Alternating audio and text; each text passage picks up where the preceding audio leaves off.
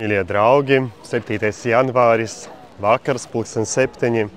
Tikko biju Svētā Pētera bazilikā, izgāju caur svētiem durvīm, gāju pie grēksūdzes, piedalījos svētajā misē, koncelebrējot pie Pētera katedras altāra. Brīnišķīga sajūta, jūtot šo vienotību ar visu baznīcu, reizot arī to, cik bazilika ir skaisti sagatavota, kādi restaurācijas darbi ir notikuši, lai bazilika aizvien atspīdētu savā skaistumā.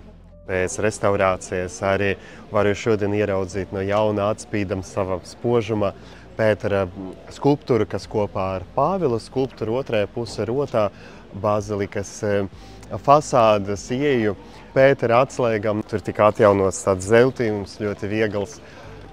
Bazilika ārkārtīgi skaista, jo daudzi priekšmeti tika no jauna zeltīti, tika no jauna spodrināti.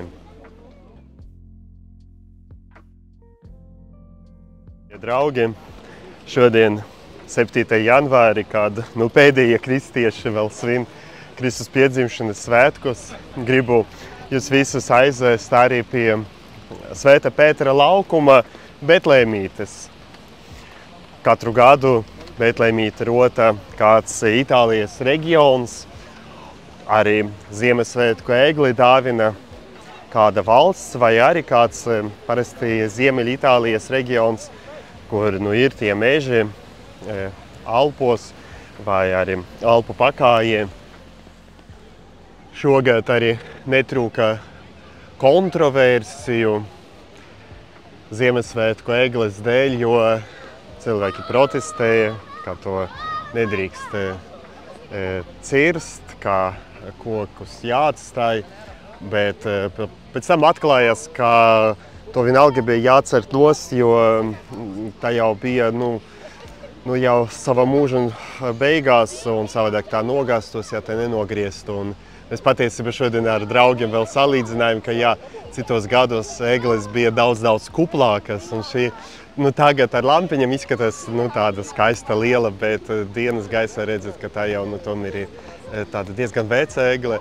Jā, tādas arī te rūpes par dabu, jā, izvēloties nociršanai, tādu koku, kas jau ir nokalpojis, jā, kas jau ir izaudzis, jā, kuru jānocērt tīrot mežu. Vienalga, tā ir ārkārtīgi skaista Svētā Pētera laukuma. Arī kompozicionāli tā tik labi saspēlē ar obelisku. Un prieks redzēt arī, šeit stāv arī priesterītes lūdzās. Cilvēki atnāk laukumā šeit palūgties. Aiziesim tagad arī apskatīt pašu Ziemassvētku Betlēmīti, kas šogad, jāsaka, arī ir neparasta. Dažādas bija klasiskākas, modernākas. Pirms dažiem gadiem daudzus bija pārsteigusi Ziemassvētku Betlēmīte, kas bija, ja nekļūdos, 60. gadu keramikas mākslas meistaru veidot lielas keramikas skulptūras. Taču šogad Betlēmīte pārsteidz ar ko pavisam citu. Tagad jums parādīšu. Sveicini no Vatikāna, no Svētā Pētera laukuma. Redzam ārkārtīgi skaistu Ziemassvētku eglīti. Īsta egle, bet tik daudz to spuldzījušu lampiņu, ka naktī nemaz nevar pamanīt, bet diena var skaidri redzēt, ka tā ir īsta egle. Un īsi gribu parādīt jums arī ļoti skaistu Ziemassvētku Betlēmīti šeit Pētera laukumā. Tā ir izveidota par godu kā arī ar to cilvēku rokam, kas dzīvo pie Grado lagūnas, kas ir Itālijas ziemeļrietumos. Ļoti īpaša lagūna, tāds liels mitrājs, kur aug niedres, kur ir ļoti daudz ūdens, un šī vieta kļuvusi par māju daudziem cilvēkiem. Tur arī bija sava kultūra, savs dzīvesveids. Tā vietā arī ļoti īpaši, jo tur pārzīmo daudzi gājputni. Un paskatieties, šie cilvēki sakot, kā viņi tā dzīvo, ka būtu kādos tropiskajos mežos. Viņi arī pārvietojas ar laivām, viņiem arī ir no niedriem jābūvē sev būdeņas. Viņi saka, ka Kristus pie viņa piedzimstu šādi. Gani pie viņiem, varbūt tie būtu arī kādi zvejnieki, un tie noteikti arī dotos ar laivu. Jēzus piedzimtu tāda niedru būdiņa, ar niedru jumtu, ar niedru sienām, bet paskatieties arī austrumu gudrie. Viņam arī būtu jāsasniedz Jēzus, izmantojot laivu. Tas ir brīnums šeit, kas tagad ir izveidots. Apakšā var redzēt ūdeni, ūdens romu netrūkst, bet tā Pētera bazilikas vidu izveidot nelielu ezeru, īsto lagūnu, īstus kokus atvedot. Tas ir tiešām kaut kas ļoti, ļoti neparasts. Bet vienmēr patiesība ir viena un tā pati. Kristus piedzimst mūsu vidū, Dieva vārds ir kļuvis miesa un dzīvoja starp mums. Ka Kristus piedzimst šeit un tagad, mūsu dzīves apstākļos. Un mums drīkst un mums vajag arī aizdomāties, kā būtu, ja Kristus piedzimtu tagad šeit, kādos apstākļos, pie kā mājas, kā mēs pie viņa dotos.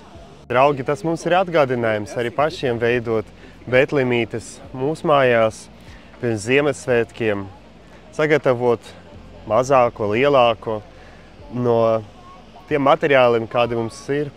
Taču skolās bērniem liek darīt tik daudz dažādu instalāciju, jānes dažādi materiāli, bet kāpēc mēs nevaram tā arī ar bērniem sataisīt Betlēmīti un Ziemassvētku naktī ielikt Jēzus bērnie figūriņu iekšā, Ziemassvētku laika kopā ar bērniem lūgties pie Betlēmītes. Tā nododot ticību un nododot arī šo mājas sajūtu, kurā Dievs ir mīlēts, Jēzus ir centrā un kurā Dievu mīl un arī viens otru mīl un pieņem.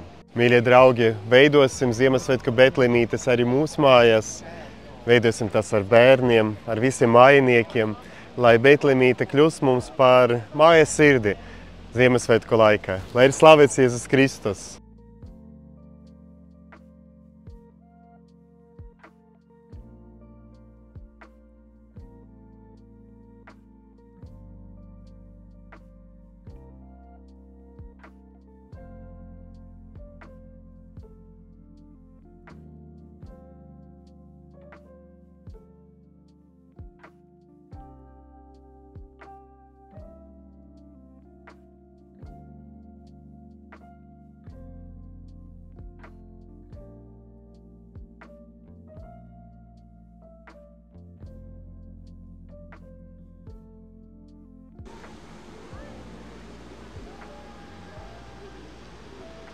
Vienalga, tā ir ārkārtīgi skaista Svētā Pētera laukuma egle.